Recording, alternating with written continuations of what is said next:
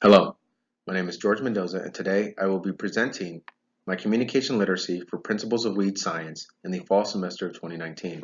Today we're going to take a look at 3 grassy weeds and 1 broadleaf weed 21 days after a post-emergent treatment.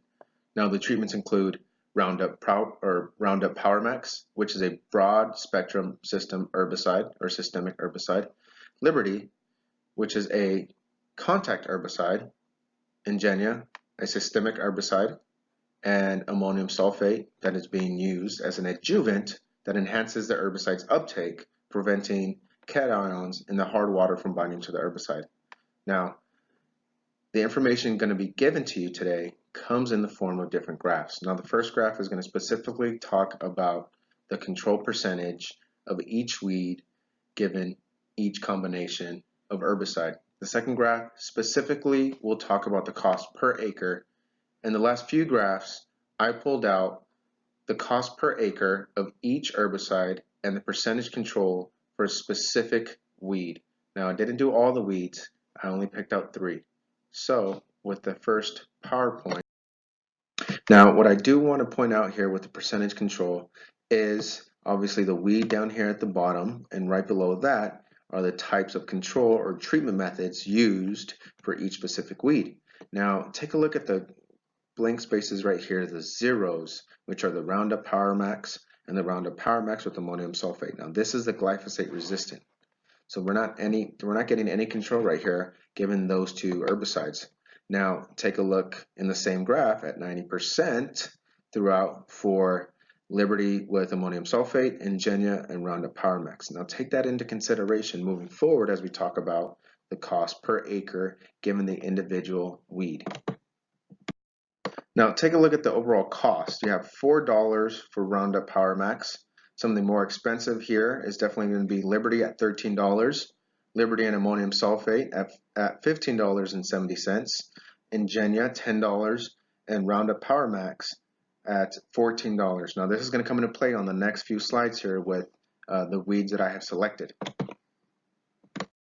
Now take a look at the Palmer Amaranth that's glyphosate susceptible. 94% control at $4, 100% more, or 100% control for $1.70 more at $5.70, 80% control for $13. Imagine forking the bill over for that one.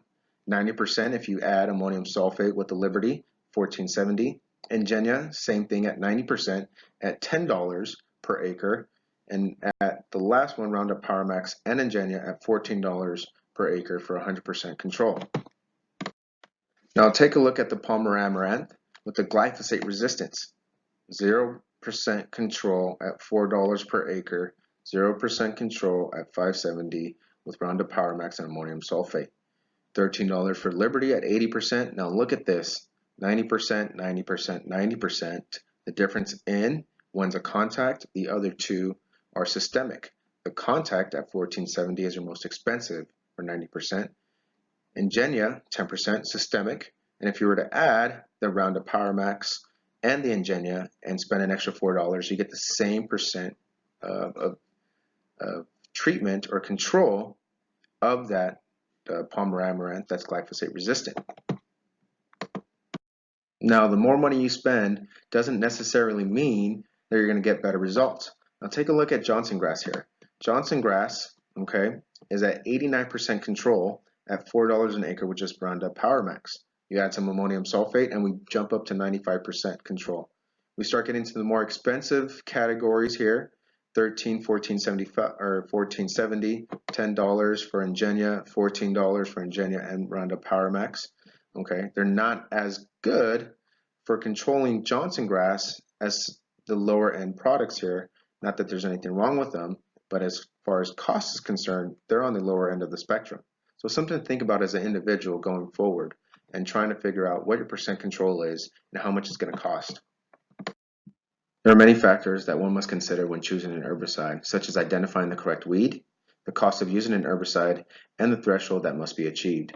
Now, a homeowner's threshold is going to be different than that of a golf course superintendent on a putting green or those in the agriculture industry.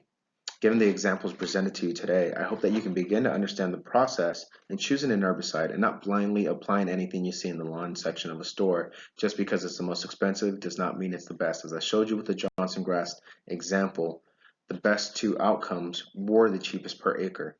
So given that in mind, please take into consideration the information provided. My name is George Mendoza. Thank you.